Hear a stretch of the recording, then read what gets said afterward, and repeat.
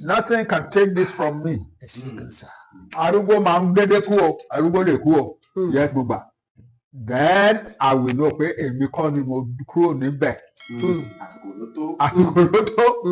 Àsìkò mi ò dẹ̀ tí ì tó.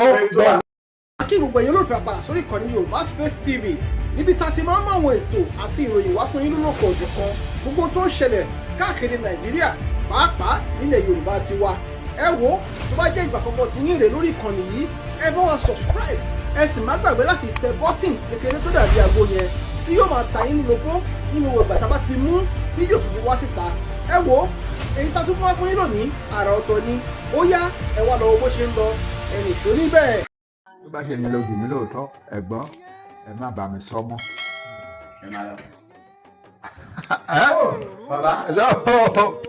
Ẹ̀rọ ẹni bẹ́ẹ̀ lẹ̀ ọmọ máa sọ pé tẹ́ ẹ bá gbúrò ẹ̀ tó bá bízì torí ẹ gbúrò ẹ̀ kó tó di pé ó yọjú ní London. Iṣẹ́ bá ṣe máa sọ̀rọ̀ London la jókòó là ń ṣe. Mọ ní mìíràn tá a tún ń ṣe lọ́wọ́lọ́wọ́ báyìí tó tún múra fún láti lọ. Ṣé o tẹ́ ẹ̀ bá gbúrò wa níjọ́ méjì mẹ́ta ẹ má máa sọ pé wọ́n ti gbé jù sọnù wọ́n ti gbé nǹkan kan jù sọnù èmi bàbá yín nobody nothing. Nothing can take this from me. Arúgbó máa ń dédé kú o, arúgbó lè kú o, yẹ gbogbo. Then I will know pé èmi kọ́ ni mo kúrò níbẹ̀. Àsìkò ló tó. Àsìkò mi ò dẹ̀ tí ì tó. Bẹ́ẹ̀ni. Ó lè jẹ́ nìyẹn. Bẹ́ẹ̀ni àwọn ọmọ kéékèèké tán dẹ̀ rẹ́dì láti ja ìjà náà wọ́n túbọ̀ ń pọ̀ sí ni. Irú Sunday ò ní yé mọ́ láàrin wa. Irú Sunday ò ní yé mọ́ láàrin wa o. So we are ready. We are on our way out of Nigeria and on our way to national greatness in the world. Amen. Chief Sunday Adeyemo Igboho extends New Year greetings and reaffirms commitment to Yoruba nation. May this new year bring happiness, peace, and fulfillment to all Yoruba people across the globe. Your unwavering contributions to the struggle for self-determination and establishment of our nation remain deeply appreciated. As the calendar turns to a new year, Chief Sunday Adeyemo Igboho, aka Igboho Soro, a prominent figure in the Yoruba self-determination movement, has extended heartfelt New Year wishes to all Yoruba sons and daughters, both at home and in the diaspora. Through his spokesman, Olayomi Koiki, Chief Dr. Sunday Igboho conveyed his prayers for a prosperous and joyful year for everyone. May this new year bring happiness, peace, and fulfillment to all Yoruba people across the globe. Your unwavering contributions to the struggle for self-determination and establishment of our nation remain deeply appreciated. As we step into this new season, we are closer than ever to achieving our dreams, Chief Igboho stated. Honoring the legacy of Mrs. Julia Olubusola Akintoye. While celebrating the new year, Chief Igboho also acknowledged the recent loss of Mrs. Julia Olubusola Akintoye, the devoted wife of Professor Adebanji Akintoye, the national leader of the Yoruba self-determination movement. At Diminis is a great loss to the Yoruba race. Mrs. Akintoye was a pillar of support not only to her family, but to the entire self-determination movement. We deeply mourn her passing and extend our condolences to Professor Akintoye and his family. Our thoughts and prayers remain with them during this difficult time, he said. Reaffirm the Yoruba Nation movement. Chief Dr. Sunday Igboho used the occasion to reassure all Yoruba people that pursuit of self-determination remains steadfast and non-negotiable. He emphasized the collective commitment to achieving freedom and urged everyone to prepare for peaceful rallies and protests that will amplify the demand for Yoruba sovereignty. Our watchword remains no going back. This is the time for unity, courage, and focus. We are resolute in our mission, and we call on all Yoruba sons and daughters to be prepared for what lies ahead. Peaceful protests and rallies will be held continuously to assert our right to self-determination. Do not fear. This is a movement that will bring about the change we all desire. A call for unity and action.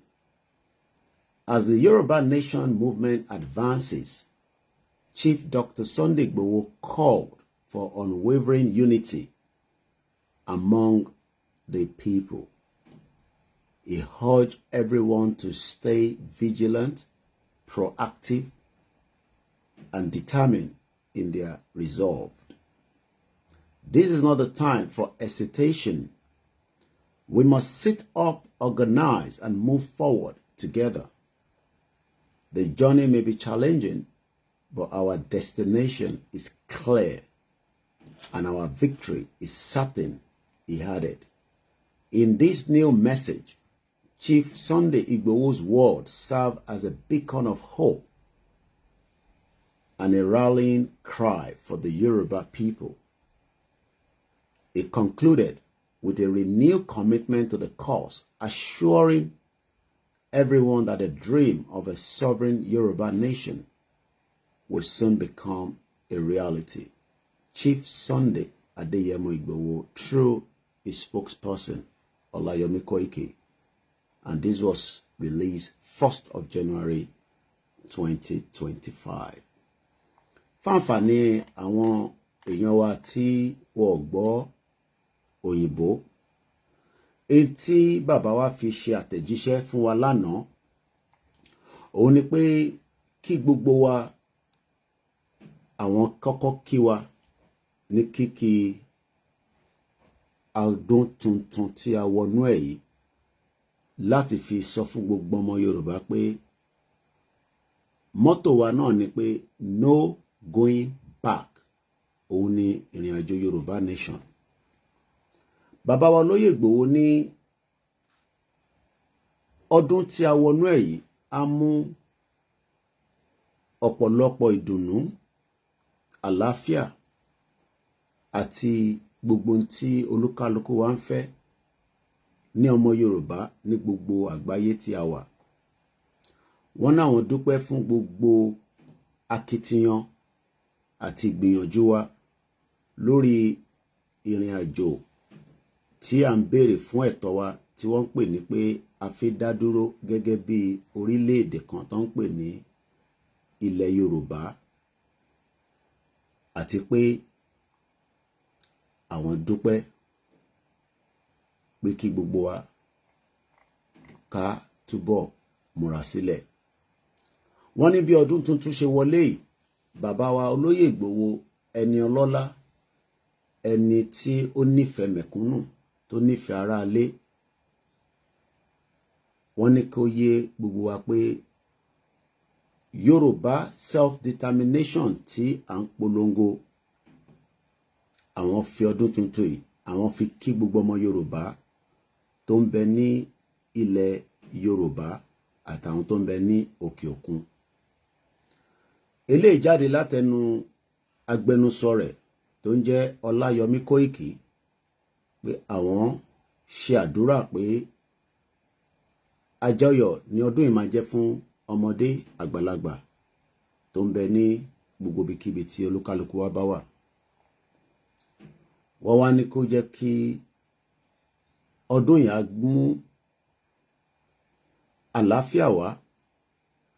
Àmọ́ in tó ṣe pàtàkì nínú ọdún yìí ni pé gbogbo akitiyan wa pátá ni àwọn dúpẹ́ lé pé bí a ti ṣe wọnú ọdún tuntun yìí a ti ń súnmọ́ ìrìn àjò wa ju ti tẹ́lẹ̀ lọ. Wọ́n wá ní ká lọ dúpẹ́ fún gbogbo àwọn mọ̀lẹ́bí ìyá wa Mrs. Julia Olúbùsọ́lá Akintoye, ìyẹn ìyàwó bàbá wa tó jẹ́ adarí wa fún ìrìn àjò Yorùbá Nation, Professor Adebanji Akintoye the Emeritus, èyí tí ìyàwó wọn jáde láyé ní ọjọ́ Kérésìmesì 25th of December 2024. Wọ́n ní ìyàwó náà wọ́n jẹ́ ìyàwó dáadáa tó dúró ti bàbá wa Professor Akintoye tó jẹ́ the national leader of the Yoruba self-determination. Wọ́n wá ní ikú ìyá náà ikú tó jẹ́ ìntàlẹ̀ sọ pé fún gbogbo ọmọ Yorùbá pátá aṣọ ẹni renu kọ́lọ̀ kó tẹ̀lẹ̀ dáadáa fún ìyá náà. Wọ́n ní ìyá tá à ń sọ ìyá wa Akintoye Julia Olúbùsọ́lá wọ́n dúró gẹ́gẹ́ bí òpó fún àwọn mọ̀lẹ́bí wọn àti fún gbogbo àwa tí à ń jìjàǹgbara Yorùbá pé kí òmìnira Yorùbá kó dé. Wọ́n ní lóòótọ́ ikú náà dùn wá, àmọ́ a fẹ́ àsìkò yìí ẹ̀mí wa ń bẹ pẹ̀lú bàbá wa Akintoye àtàwọn mọ̀lẹ́bí, a dẹ̀ ń fi àdúrà ràn wọ́n lọ́wọ́ nítorí pé àsìkò tí wọ́n jẹ́ Ọlọ́run nípè yìí ó jẹ́ nǹkan tí gbogbo wa a rò pé ó máa ṣẹlẹ̀ ní kíákíá. Bàbá wa ní ká sọ fún gbogbo ọmọ Yorùbá pé Yorùbá Nation Movement tí à ń sáré ẹ̀ pé ó sì dúró dáadáa, pé kò sí nǹkan tó yẹ. Wọ́n ní kódà ó wà non-negotiable. In tó jẹ́ bẹ́ẹ̀ ni pé kò sí nǹkan tí ìjọba àgbáyé lè sọ fún wa àti ìjọba Nàìjíríà tá máa gbọ́ ju pé kí Yorùbá kó dá dúró kó gba orílẹ̀-èdè tiẹ̀. Wọ́n ní ọ̀rọ̀ tó wà ńlẹ̀ yìí ó jẹ́ in tí gbogbo wa gbọ́dọ̀ fi commitment sí láti lè fi gba òmìnira wa kúrò lọ́wọ́ Nàìjíríà. Àwọn wá ń sọ fún gbogbo ọmọ Yorùbá lẹ́ẹ̀kan sí pé kí gbogbo wa lọ múra sílẹ̀. Ọmọdé, àgbàlagbà, ìyálọ́jà, ọmọ ní mọ́tò, gbogbo ẹ̀ka ibi tọ́mọ Yorùbá ń bẹ àti ẹ̀yin tí ẹ̀ ń bẹ ní diaspora pé ìjáde wọ́rọ́wọ́ announcement ẹ̀ máa jáde láìpẹ́ yìí.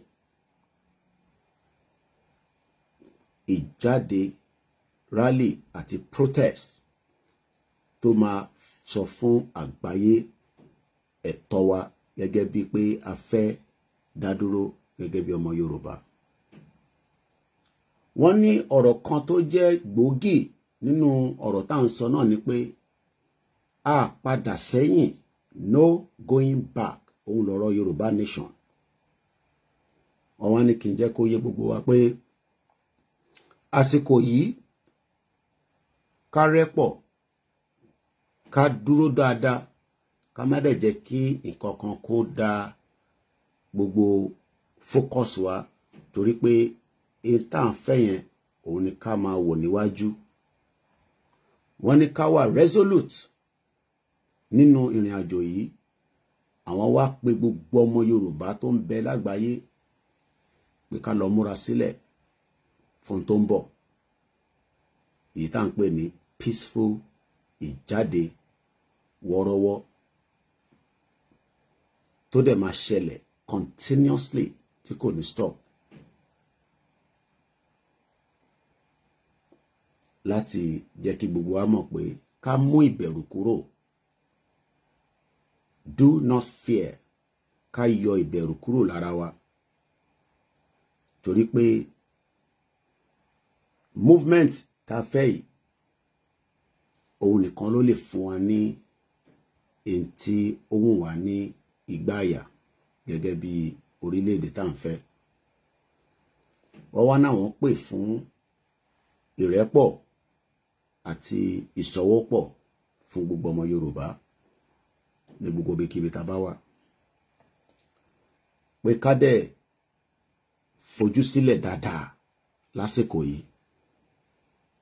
Torí ọ̀pọ̀lọpọ̀ àwọn tí a mọ̀ tí wọ́n ń ṣe jàǹbá lórílẹ̀-èdè wa. Ká dẹ̀ dúró tán, ká wà determine. Wọ́n lásìkò táwa yóò ń sásìkò tó máa tún sọ pé ṣé báyìí ni àbí báyìí kọ́.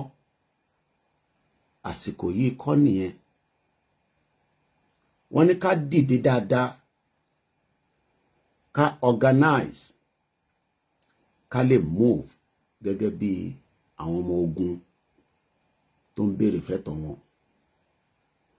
Wọ́n ní lóòótọ́ ìrìn àjò náà ó ní ọ̀pọ̀lọpọ̀ ewu láàrin méjì. Ewu rẹ̀ ti tàn lórí ẹ̀ fáwọn tá ń béèrè fún. Àmọ́ bàbá ṣe ń tẹ̀síwájú tá ń tọ̀ síwájú, a máa clear.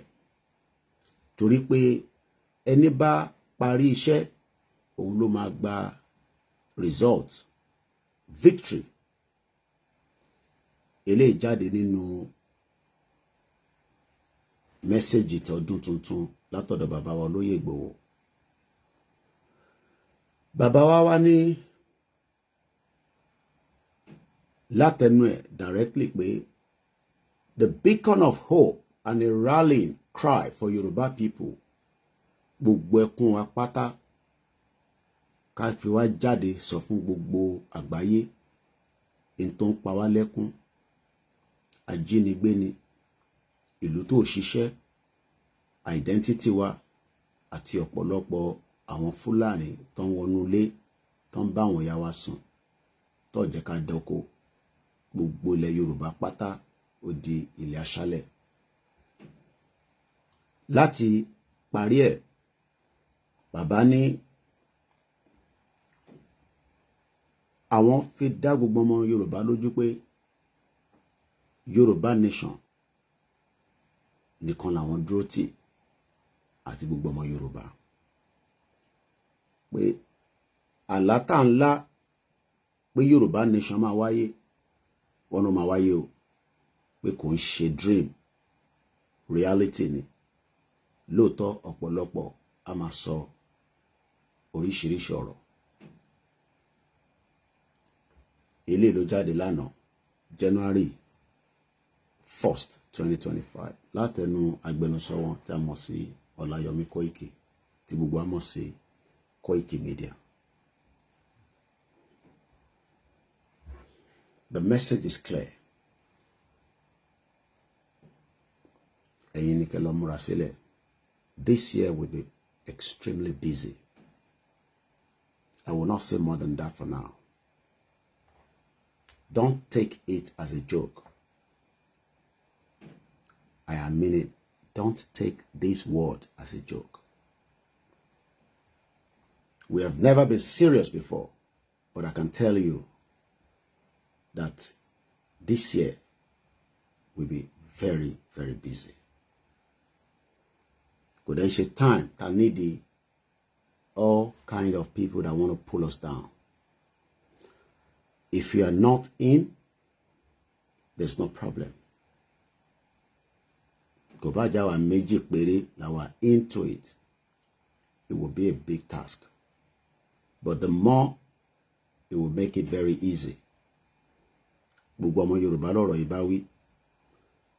There are quite a lot of details of information tó wà nínú kan tí a kà yìí. Ọ̀rọ̀ ń bẹ nínú ẹ̀ tó pọ̀, and I'm sure onílàákàyè will have understood that this message that came from Igboho was carefully prepared for the task ahead.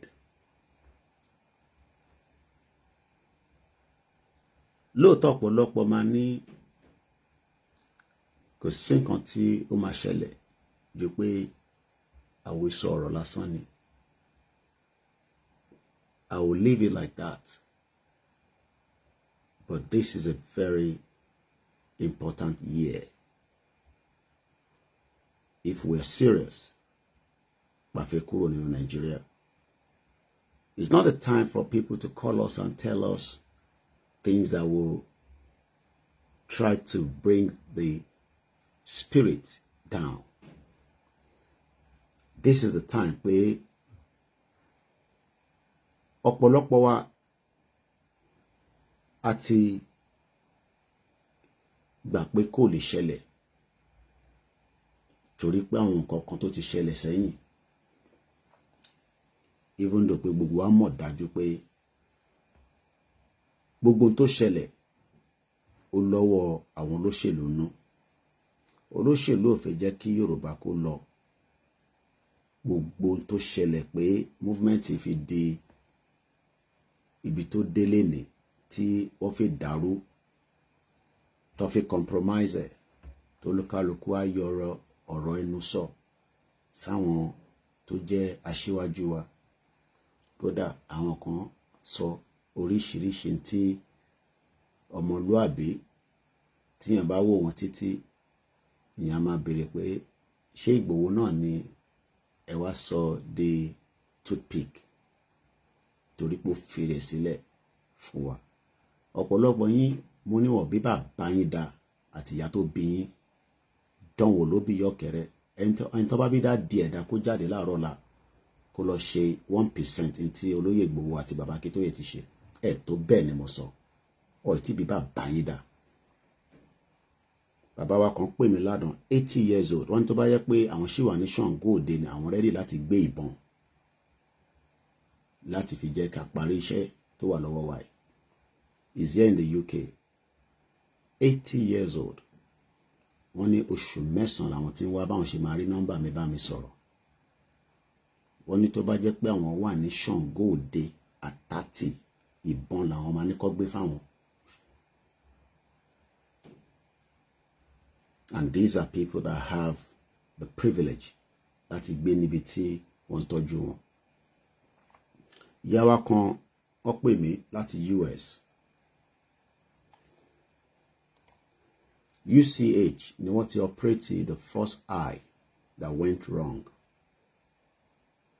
Kó tó di pa àwọn ọmọ wọn pull wọn out of that ìlú òfò, ìlú àdánù, ìlú abani nínú jẹ́ tẹ́ ń pè Nigeria òṣì, to take her to America láti lọ ṣe the second eye surgery. Kójú méjèèjì má bàa sọnù. Ìyẹn ni wọ́n wá ṣe ń sọ pé Nàìjíríà máa dà, kò ní dá fáwọn tó ní ẹ, wọ́n ní ṣoríire. Torí àwọn tó ní ẹ gan mọ̀ pé Nàìjíríà ò ní ṣiṣẹ́. One bastard all over the place. Ẹ̀yin ìkà. Evil people. Ẹ wá sọ Yorùbá nation. Ẹ rò pé play àbí comedy lágbé dání. We're talking about life and death. There's a lot of details in this press release. Ká kọ́kọ́ lọ sọ́dọ̀ ìyàwó bàbá Akintoye. The sacrifice that she has to give just for me and you at that age. Do you know she was on exile for more than 2 years? That means pé ìyá ti kúrò ní orílẹ̀-èdè ẹ̀ for over 2 years. Ni wọ́n ti kúrò ní Nigeria torí ìmọ̀ àti ẹ̀. Àwọn ìyá tó yẹ kó wà at their old age, káwọn grandchildren wọn máa bá wọn ṣeré, ó wá lọ dúró tọkọ ẹ̀ láti lè sọ fọ́kọ ẹ̀ pé in tó gbé dání lèmi náà nífẹ̀ẹ́ sí. Ẹlòmíì gan tá jọ ń ṣe Yorùbá nation, ìyàwó ẹ̀ ò faramọ́ tó ń ṣe. torí pé inú ilé wọn wọ́n gbàgbọ́ wọ́n sì ìkan sì ń rò pé Nàìjíríà máa ṣiṣẹ́ nú wọn torí pé wọ́n ní business wọ́n fi ra lé nígbà tẹ́ bá ra lẹ̀ náà tán tó gbà lọ́wọ́ yín ṣèbó lóyè lẹ́ ń pè pump bastard all over the place ìyẹn ara lẹ̀ after 20 years àwọn ọmọ nílẹ̀ kan á dé láàárọ̀ àwọn ọba òfò ṣèbí gbogbo ẹ̀ lárí àbẹ́rẹ́ àwọn images ta post before the end of last year tí ọba olórí burúkú kan àwọn ọba bomb bastard tó jí láàárọ̀ tá da gbogbo léwó tó sọ àwọn èèyàn wa dẹ́n tó nílé tó ní kọ́ lọ máa mú 30 million ilẹ̀ tẹ́lómi ti rà tó ń ṣọ̀rọ̀ 10 years 15 years wọ́n dáwó tó bá ti ní 30 million ṣé ibà ṣe máa lọ náà nìyẹn àwa ní ká dìde àwa ní àìtí rẹ̀ dì kò tí ì sásìkò ẹ̀ẹ́dẹ̀ lè ṣe mo lè ṣe sọ tó bá mọ̀ pé bàbá ẹ̀ wọ́ bí dáadáa pé olóyè ò mọ̀ ṣe tó bá dàárọ̀ ọ̀la lọ ṣe in tó lóyè ń ṣe kó kọ́ ṣe fún oṣù kan kó wá rí ìjà ìwà àti gọ́fmẹ̀ntì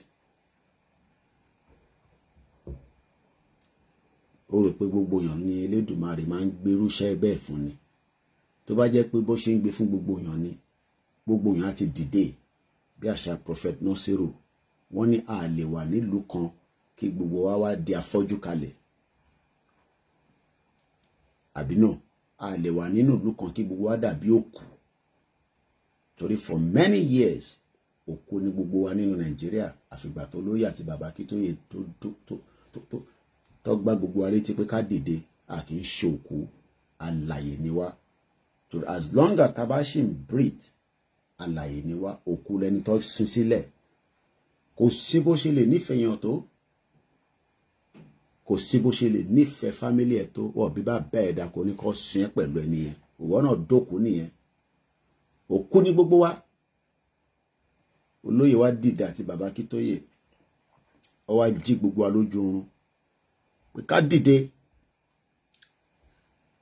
ká ṣaragírí àwa ń takò wọn à níwọ̀ mọ́ ṣe àní ẹ̀ kọ́ ṣe báyìí kò jẹ́ kọ́ ṣe báyìí ọmọ wa kan tó ń pè ní ẹ̀jẹ̀ forúkọ sílẹ̀ pè mí lánàá èmi mo pè é nígbà tó fẹjọ́ ẹ̀sùn mi wọ́n wá pè é wọ́n á ní lóde tó ṣe bẹ́ẹ̀ yẹn ṣọmọ pọ̀pọ̀lọpọ̀ ní nọ́mbà mi lọ́wọ́ tó ń wá nọ́mbà mi ìwọ ní nọ́mbà mi ó bá pè mí ó fẹ́ máa rojọ́ ẹjọ́ yìí náà ni ọmọ wa dáadáa dẹ̀ ni tó dúró dáadáa ṣàrò gbogbo ẹjọ́ náà ẹ wà nínú group ẹ ti gbàgbé pé inú group tẹ wà yẹn àwọn kan wà tó jẹ́ olórí níbẹ̀ àdè lè ní dírẹ́fà méjì lóòótọ́ group lẹ́yìn pé ẹ̀yin ò mọ̀ pé gbogbo àwọn group yẹn pátá ni wọ́n ní àwọn tí wọ́n ń listen sí látòkè ẹni tó bá ti gbà fún àwọn tó wà tó jẹ́ olórí wa lókè ẹ lọ ṣe tọ̀dọ̀ tí yín gbà yẹn tẹ́yìn bá tó bẹ́ẹ̀ tó bẹ́ẹ̀ ni mo sọ gbogbo ẹnu mo fi sọ tó bẹ́ẹ̀ kò tí ì sí gúrùpù náà tó bá sí Ìgbòho bàbá yóò tó bẹ́ẹ̀ Tinubu á pa gbogbo yín dànù gọ́ọ̀mẹ̀ntì á pa gbogbo yín dànù Ìgbòho ni wọ́n sì ń wò mọ́ gbogbo wa lára torí wọ́n mọrú akọni tó jẹ́ nílẹ̀ Yorùbá gbogbo ẹnu mo fi sọ kò ń ṣe pé torí mo jẹ́ agbẹnusọ ẹ̀ mo débi táwọn àgbàlagbà tó ń sọ pé eléyìí tí ó wà lẹ́yìn bàbá yìí òun náà ní Ọlọ́run mọ ló rán sí wa kábíyèsí gan mọ̀ bẹ́ẹ̀ ọ̀ní ọ̀fífẹ́ ṣí fìlà forí adé wọ́n ò lè sọ pé àwọn ọmọ ẹni tí Ìgbòho jẹ́ nílẹ̀ Yorùbá táwa ni wọ́n pump bastard ẹjọ́ kẹ́ máa kọ right up òṣì lórí WhatsApp group ẹ̀yàn lórí burúkú ẹ̀yàn máa lè tí bàbá yín bá tó bẹ́ẹ̀ ni láàárọ̀ látilẹ̀ bá mọ́ ẹ̀yẹn fọhùn sínú bí tẹ́ wà láti kẹ́ ṣe fídíò kẹ́ sọ pé kí Nàìjíríà kó pín ẹ kàn ṣe fídíò ní UK tẹwà, l'Amẹ́ríkà tẹwà, ní Canada tẹwà, nílẹ̀ Yorùbá tó bá bí bàbá yín dá yẹn jáde kẹ ṣe fídíò láàárọ̀ ọ̀la kẹ release síta. But I want Nigeria to break. Ẹ̀yin olóṣì, ẹ̀yin tá a mọ̀. One bastard. Ṣàdúpẹ́ fún bàbá Akintoye for the pain you have to go through. Látara pé ìyàwó yín kú.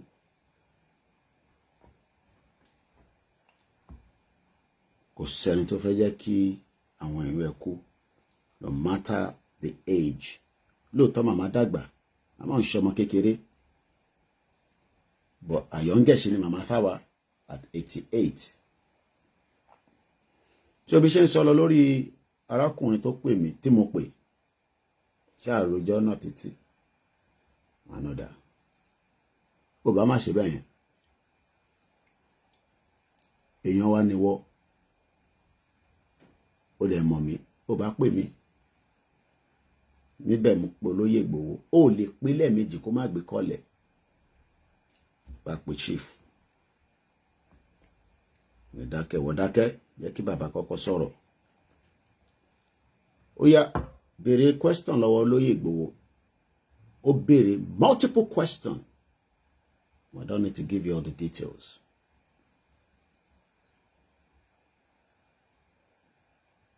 Àwọn tí olúkálùkù tẹ̀ ń try láti sọ pé ẹ mọ̀ jù olóyè lọ. Tẹ́ bá mọ̀ jù lọ, ẹ̀yin lọ ṣe tó ń ṣe gbà yẹn. Multiple questions ló béèrè lọ́wọ́ olóyè, and olóyè was able to answer all the questions. Kò ṣe gbogbo ilẹ̀ máa ní irú privilege yẹn, and I don't have to give everybody that privilege.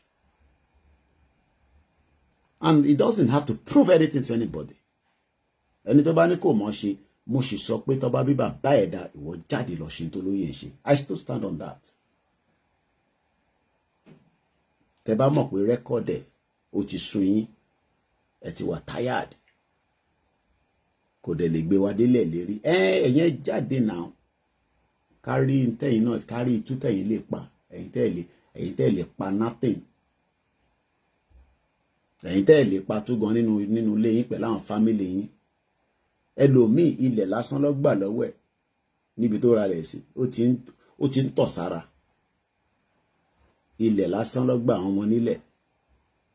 Ilẹ̀ ìjà mọ́tò park lẹ́nu pàǹjà ni. We're talking about the government now. A government that has gbogbo resources ní Nigerian government ní lọ́wọ́. Owó ní àwa ṣe ń wọ́ owó ni. Tó bá ní owó, Nàìjíríà ní owó. Tó bá ní wọ́n ní network, because gbogbo ìlú tó ń bá Nàìjíríà ṣe network Nàìjíríà ni. Àwa kan wá fèsì pé kò ń ṣe coup plotter, kò ń ṣe secessionist, à ń béèrè fẹ́tọ̀ wa. Lórí ẹ̀ ní ìyá wa Julia Olúbùsọ́lá Akintoye kú sí. Ọlọ́run ló rẹ̀ mi màmá náà, kó bá wa dúró ti àwọn family wọn. It's a painful one, but so ọmọ tó pè mí lánàá, he was shocked pẹ̀lú àwọn nǹkan mi tó gbọ́gan lẹ́nu lóyè. Máa ní ṣe mo sọ fún ẹ. Ṣé rí gbogbo àwa táyìn wà nínú different WhatsApp group, ẹ lọ ṣe díẹ̀, ẹ lọ ṣe sùúrù. Kí ni mo sọ fún yín? Gbogbo àwọn tí wọ́n já àwọn leader yín nínú group, wọ́n gbà fún lóyè ni. Èyí tẹ́yìn bá rò pé kò gbà fún lóyè, ẹ̀yin fi sílẹ̀. Wọ́n ò lè dá ṣe. Kò sẹ́ni tó lè dá ṣe lóòótọ́, but ẹ lè dá ṣe torí pé olóyè ṣì ní kọ́kọ́rọ́ wà lọ́wọ́ ẹ̀. I have said this 4 years ago. Tó bá mọ̀ pé kọ́kọ́rọ́ wà lọ́wọ́ wọ, lọ ṣílẹ̀kùn yẹn náà kó fún wa ní Yorùbá nation. Tó bá jẹ́ pé bó ṣe easy nìyẹn, tẹ̀mí yín màmá wa rọ́ọ̀fù. So ẹ jẹ́ ká ṣe sùúrù. Àná olóyè rẹ̀ ti sọ nínú àtẹ̀jíṣẹ́ tá fi ránṣẹ́ yìí. Reaffirming the Yoruba nation movement. Kí ló ń pè ní reaffirming? Lóòótọ́ ẹni tó jókòó tó ń gbádùn ayé ẹ̀ a máa sọ pé Olóyè ò sí nínú Yorùbá nation mọ́, ó ti compromise, kò sí nǹkan kan tó máa ṣe, ẹ̀yin kọ́ lẹ máa sọgbà tó máa ṣe nǹkan, àwa kọ́ la máa direct ẹ̀, òun ló máa sọ àsìkò tó rò pé Ọlọ́run rán òun ṣẹ́, ẹ̀yin lẹ ránṣẹ́ ni, ṣé ẹ̀yin lẹ ránṣẹ́, ṣé ẹ̀yin lẹ rán níṣẹ́, ìbọn ló rán rẹ̀ níṣẹ́, jẹ́jẹ́ ló jókòó tó wà comfortable nínú àgbàlẹ̀ ní tó ní ẹlòmíì kó tó lè ní tó lóye ní wàá sáré ẹ̀mí àfẹ́ bọ́ wàá fìrẹ̀ lẹ̀ fún wa.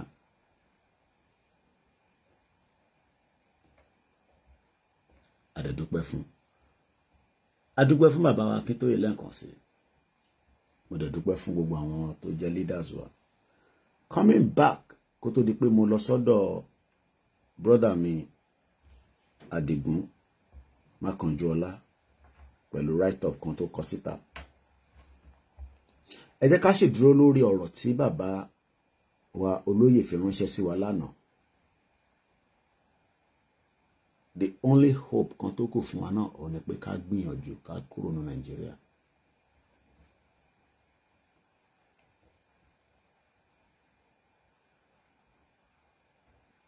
That is the only hope. Anything less than that is not going to work.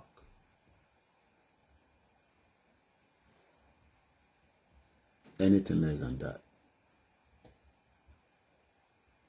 Our only hope is to get the hell out of Nigeria. But the only problem is pé ọ̀pọ̀lọpọ̀ èèyàn bẹ̀rù. We are very fearful people because a fẹ́ jẹ kéèkì yẹn, but a fẹ́ ṣe wàhálà bí kéèkì yẹn ṣe máa ready.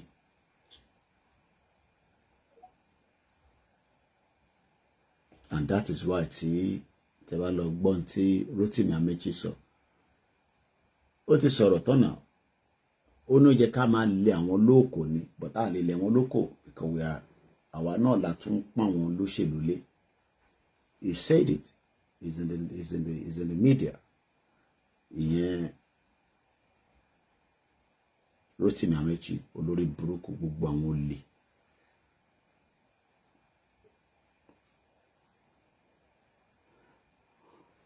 Kí ló ń pè ní reaffirming according to the English dictionary? Reaffirm. Romeo Echo Alpha Freddy Indigo Romeo Mike. Reaffirm. Kí ló ń pè bẹ́ẹ̀?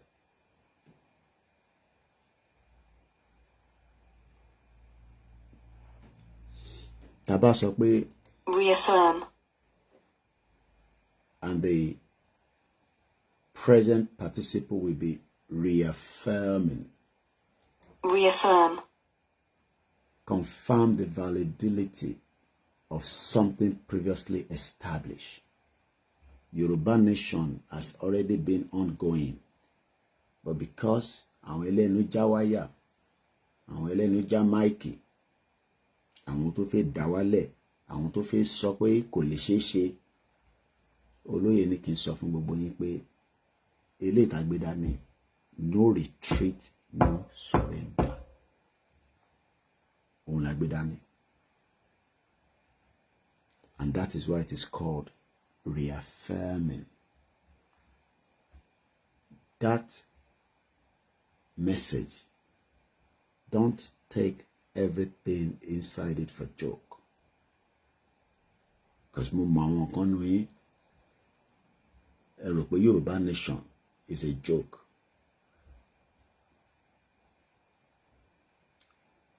A dúpẹ́ fún gbogbo ẹ̀yin tí ẹ ń contribute. Ẹ̀yin máa sọ pé wọ́n gbọ́. Ibi tí mo jókòó sí lánàá ni mo kí mọ́mì mi ní Iléṣà, Ọ̀ṣun State. Àwọn àgbàlagbà tó ń wò wá, wọ́n máa ń fẹ́ bá wa sọ̀rọ̀. But as usual, Nigeria kò jẹ́ kí wọ́n wà tech savvy. Màmá wa iná pè mí láti Ọ̀ṣun State lánàá, all the way from Ọ̀ṣun State ní Iléṣà. Mo kí n mọ́mì tẹ́ bá láǹfààní, because she watch us every day, and other presenter. Ó ṣàdúrà títí. Wọ́n nígbà táwọn grandchildren àwọn wálé láta. Imagine that she has to wait for the grandchildren to come from abroad. I won't tell you which of the country, before she can help her to input my number, and then she can send me that call yesterday. So it's a privilege. Nígbà tó náà wọ́n pè láti Iléṣà, I knew that our message has penetrated quite a lot of places. Our messages were penetrate, but I need láti enhance it. So mo dúpẹ́ pé gbogbo àwọn ìyá tí ẹ̀yin rò pé wọ́n nífẹ̀ẹ́ Yorùbá nation, wọ́n nífẹ̀ẹ́. Nigeria is a bloody fake destroyer tó ti báyé jẹ́. Let's go back to this message reaffirming the Yoruba nation movement tí bàbá wa Olóyè fi jáde lánàá tó fi bá wa sọ̀rọ̀. What is the meaning of reaffirming? To make a renewed commitment to something. To reaffirm, to make a renewed commitment to something. What is the something that wà fẹ́? Ẹlòmíì lè fẹ́ yàwó, ẹlòmíì lè ní òun fẹ́ ọmọ, ẹlòmíì náà fẹ́ travel, ẹlòmíì lòun ní ebi ń pa àwọn ni. But in tí Olóyè Igboho sọ ni pé, we are telling you and suffering ọmọ Yorùbá. Ọ̀rọ̀ Yorùbá nation kò ń ṣe àwàdà o. Reaffirming.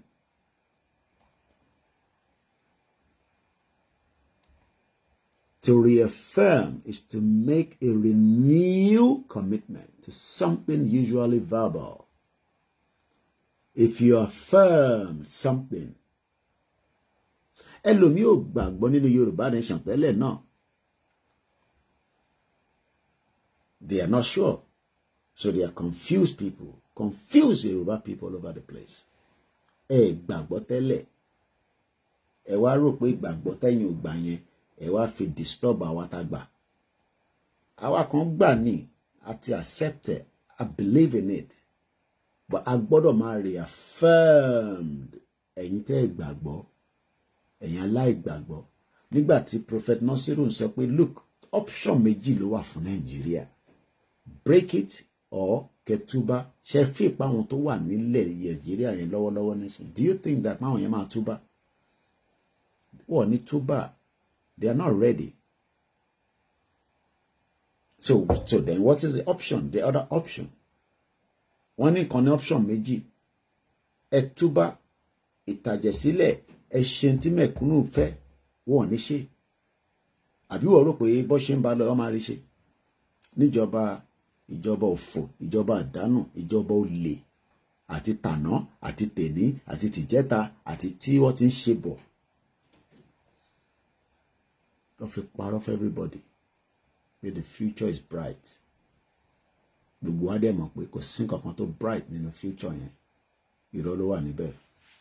So why then la ṣe ń force ara wa lé lórí? Because in tó bá ní work, ẹ jẹ́ ká fi sílẹ̀ kó máa bá tiẹ̀ lọ. Ẹ jẹ́ ká fi sílẹ̀ kó máa bá tiẹ̀ lọ, because kò work. Kò sí nǹkan tá a fẹ́ ṣe. Nàìjíríà ó ti fail woefully. Ó fail lánàá. Kí Tinubu tó dé, ó ti fail. Nígbà tí Tinubu dé, ó fail. Bí Tinubu bá tún ṣe tán, ó ṣe máa fail ni. So what are we then talking about? Because ó ń fail continuously. And the longer tó bá ṣe ń fail yẹn táwa wà nínú ẹ̀, the more tó máa affect the individual. And everybody will go through the pain separately. Àwa kan feel pain yẹn because our family wa tó wà níbẹ̀, they are not comfortable Being comfortable the life that we are not comfortable with the way our family are living in that shit hole country. Our comfortable inú wa ò dùn. Bí àánú tí wọ́n ń dùn bí wọ́n ṣe ń send owó sí wọn. Inú ta wo ò dùn because ó jẹ́ káwọn náà lè máa send owó sí wa. Ó jẹ́ káwọn náà wà comfortable. Àwa tá jẹ́ pé àwa àtúwà comfortable there. A ṣe ń sọ pé àwọn family wa wà comfortable. So mo á lọ bẹ́ẹ̀ mú kí gbogbo èèyàn wa pé reaffirmed òun ni ká sọ fún ẹ̀yin tí aláìgbàgbọ́ kúkú gbàgbọ́ tẹ́lẹ̀ náà. Akakos fún yín ní reaffirm ni pé bẹ́yìn ò bá gbàgbọ́ it's okay. Torí akúkú mọ̀ pé púpọ̀ nù yín bẹ́ ṣe fẹ́ bà nǹkan jẹ́ náà lẹ́ ń wá tẹ́lẹ̀. Bẹ́ ṣe fẹ́ dàrú. And that is the message that Oloye decided pé ká sọ fún gbogbo ọmọ Yorùbá pé lóòótọ́ ọ̀pọ̀lọpọ̀ nǹkan. This program is not going to go for just under 2 hours as usual. So it might not even be 2 hours. Another 30 minutes I might end it. Or 28 minutes. 1 hour 30 minutes. The message mo fi dé lọ bá máa ká kí níta dògún nísìn. So let me move swiftly because this Igboho's message, I will continue to break it down to the barest minimum for understanding. Because this is the year that will lead to the next year that will determine, this year must determine the next year for us. Ọdún tá wà nú ẹ̀, ó gbọ́dọ̀ determine next year. Then next year gbọ́dọ̀ determine the following year. And that's why Igboho says is reaffirmed. Kì í ṣe Igbo. Any business pẹ̀lú Igbo. Mo ka gbogbo comment wọn. Igboho pẹpẹpẹpẹ. Kì í ṣe Igbo. Àmọ́ra wọn rí. Àmọ́ wọn rí. Ọ̀rọ̀ Yorùbá làwa ń sọ. Ilẹ̀ wọn ń ṣe ilẹ̀ Igbo. Ilẹ̀ Yorùbá ní tiwa. Tí wọ́n yàtọ̀ sí tiwa. To reaffirm is to make a renewed commitment to something. If you affirm something, you are saying, I, Olayomi Koiki, believe in the cause of Yoruba nation. Ṣé wo ló lè fọwọ́ sáyà? Kò sọ pé èmi ọmọ báyìí. Torí Igboho fọwọ́ sáyẹ̀ ní kọ̀rọ̀ ní gbangba. I, Dr. Chief Sunday Igboho, reaffirm my commitment to Yoruba nation. Can you also do the same? Ṣé wọ́n náà lè fọwọ́ sí igbá yẹ just like Baba Akintoye that says and quote that lè frustrate òun out of Yoruba nation because they were going to frustrate the old man.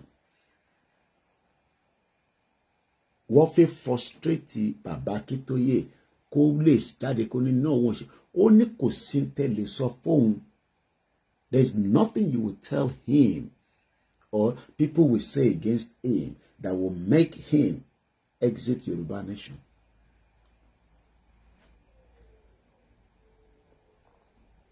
And that is the spirit that we are talking about.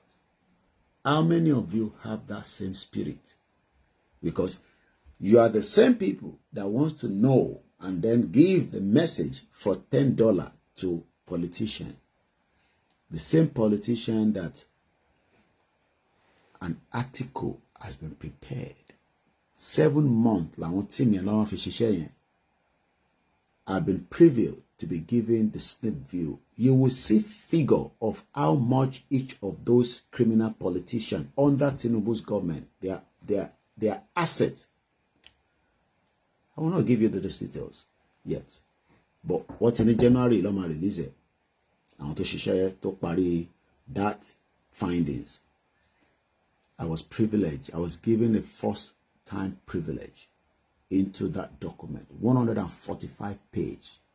Oh bastard. What he endorse a politician. Some of those politicians, go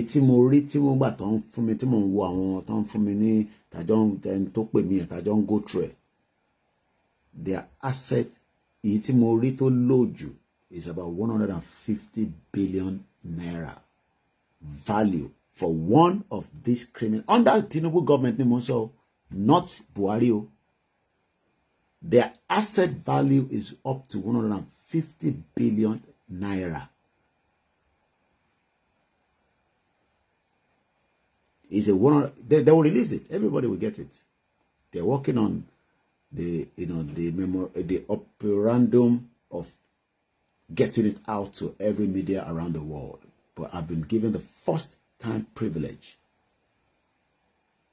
and I will not tell you what state or what country those teams have been working on it. But the call came through to me before the end of last year, just a few days before the end of last year. It was a privilege. They had to call me when I called with Koiki.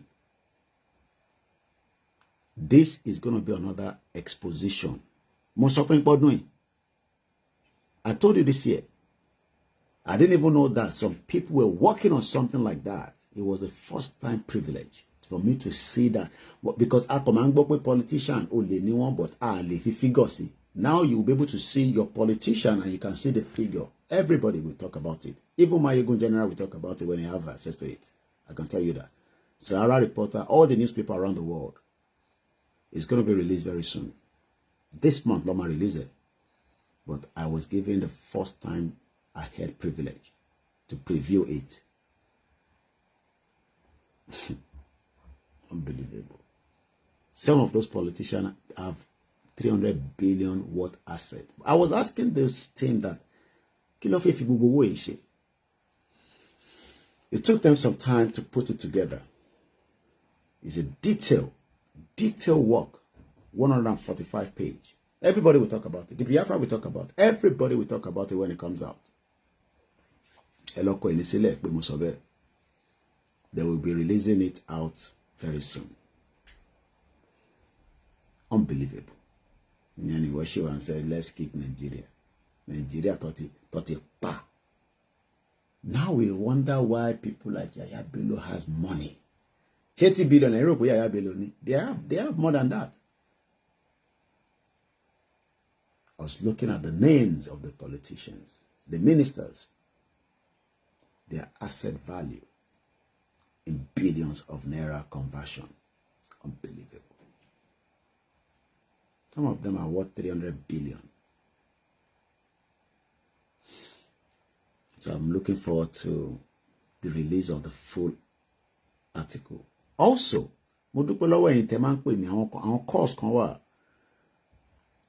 by end of this month, we might bring the person. I don't know whether it will be coming here, but I hope they've given me the assurance that it will come on Koiki Media. How many of you remember Aaron Smith? Tebamo Aaron Smith. If it's in the comment section. How many of you remember the video of Aaron Smith? I can confirm to you that the person that did the interview will be on Koiki Media. I had a call from somebody that is close to him. They were watching one of my videos and they put a call to me. But the person is currently out of the country. He lives here in the UK. And it was she interviewed Aaron Smith. Who is Aaron Smith? Aaron Smith was the one that gave us the details of how the British rigged the first election. The person that did that interview, I would have a privilege to have a chat with him. That for me is a good news. Money 2025. I was happy when that call came through. That Mr. Koiki, I was watching your video. And it took with me, he's in his 70s. He left UK. He's a media mogul as well. But their big uncle is in his 70s, retired. He went to Nigeria to live for 3 years. He ran back to UK. He was telling me yesterday. This was yesterday as well. So I will not give you the name of the person that interviewed Aaron Smith. But I've been given the name, but he's out of the country. So maybe by tomorrow, they will reach out to me. But the person says, he will be more than welcome to come on your show so that you can drill him and ask questions that a lot of us wanted to ask Aaron Smith. Because imagine the person that interviewed Aaron Smith we want to now interview the person, or we have a conversation, whether it will be live or whether it will just be behind the closed door. But there are a few things I would love to know. Because Aaron Smith only sọ̀rọ̀ tán ní ìgbà tó ń ṣe interview yẹn. I know there will still be some few things that we will be privileged. And we have not finished with our granddad. I've been very busy, especially we're now on holiday. I can't leave the children. So Tebanoti granddad. Granddad was the one that I went to interview. And I think I must start releasing the snip view. I'll release it. I'll give the privilege to those on the Koiki Media WhatsApp group to see that interview. The 2 minutes, but the full clip that we did together with me and him. And he wants me to come back and we can continue with some of the interview. And when the money, he has sent me the pictures. I have the pictures here. The picture when he visited Queen Elizabeth before he died. I now have access to that. I told him I wanted to see the picture because I know some of you don't believe anything, but people like us believe. Those pictures were not here anymore, but they've sent it to him, and he has sent me the WhatsApp of the picture. It's a privilege to have access to all this information because information is the key. So this is one of the pictures. Nígbà tó ń sọ̀rọ̀ fún wa, wọ́n ní wọ́n wá gbé àwọn nílé. I will not give his face here, but if you look at these are that is the officer that Queen Elizabeth sent to him to pick him up. I won't show you the man yet. His picture is next to the man. But that is the officer. These are the highest officer that works for the Queen Elizabeth that went to pick up this Yoruba man. I'm sure you remember I told you.